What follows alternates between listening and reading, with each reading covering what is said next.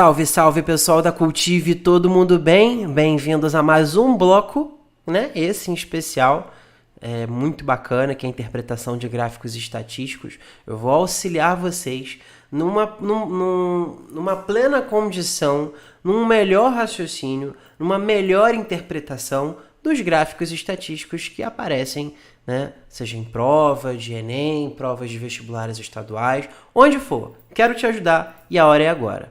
Na minha época da formação lá da educação básica, eu não tive nenhuma condição, né? Ninguém que sentasse e pudesse me ajudar nesse sentido.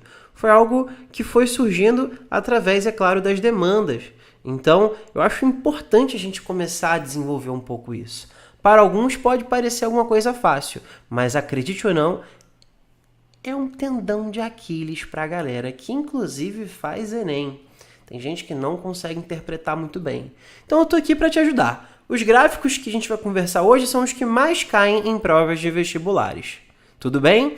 Então, acompanha aqui comigo nessa odisseia e vamos com tudo.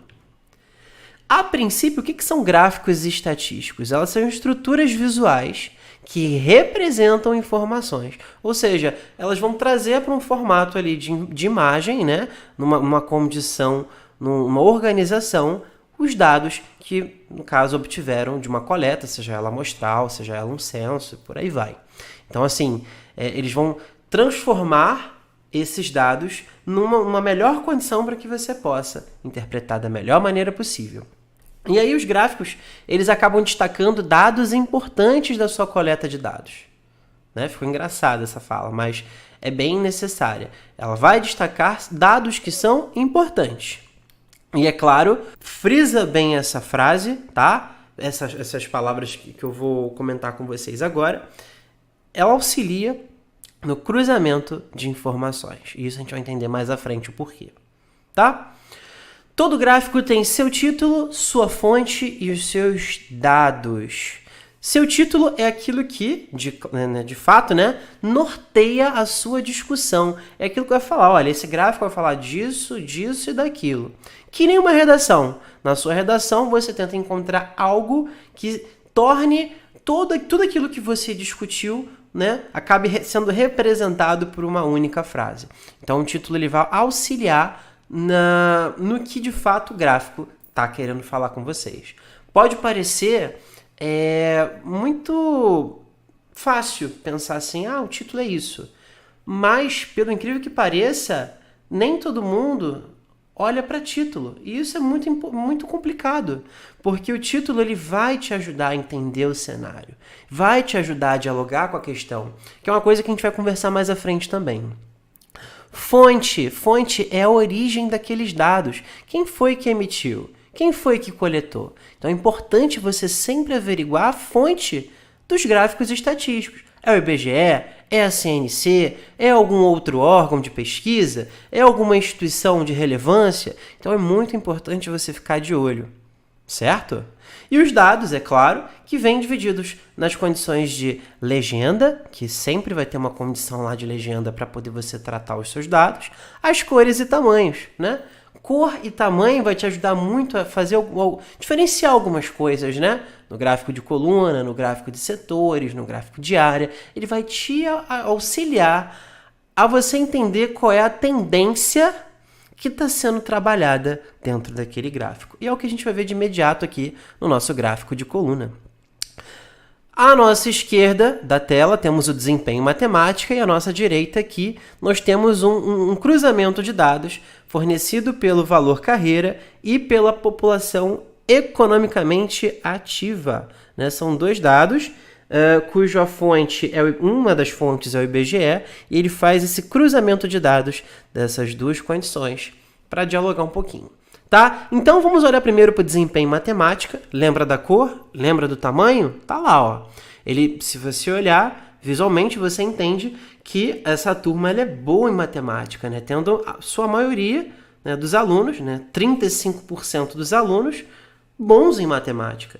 E a galera que é ruim, né, acaba tendo um rendimento não muito bom, com apenas 15% dos alunos dessa turma, dessa escola, desse local onde houve a coleta de dados.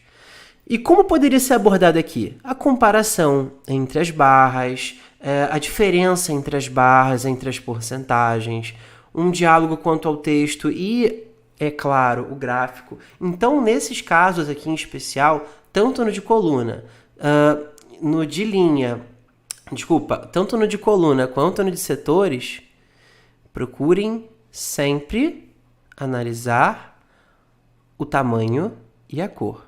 Eles quem vão mostrar a sua tendência. Certo? Então, fica muito preso a esse universo.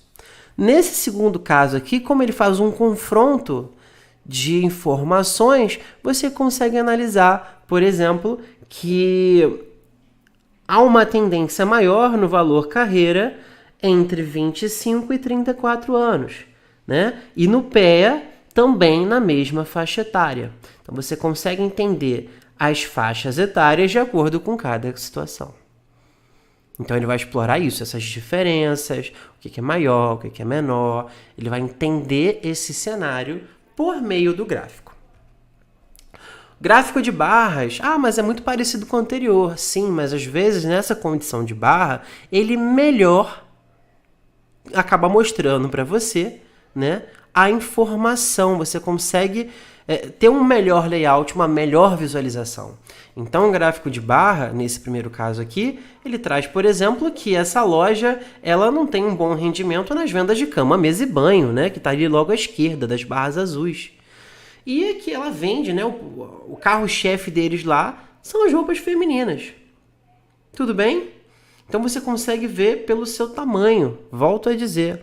Na outra aqui, no caso é uma pesquisa do censo, ok? E ele acaba trabalhando tipo e grau de dificuldade e deficiência. Ele analisa cada caso de pessoas com deficiência e confronta ali suas informações para que, se elas conseguem de alguma maneira, no caso, quanto ao grau de dificuldade, tem grande dificuldade, alguma dificuldade ou possui, né? Não, grande, alguma ou possui.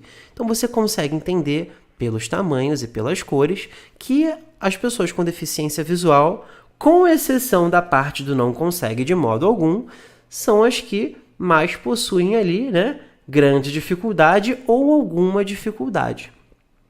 Porque na condição de não consegue de modo algum, fica ali para a motora.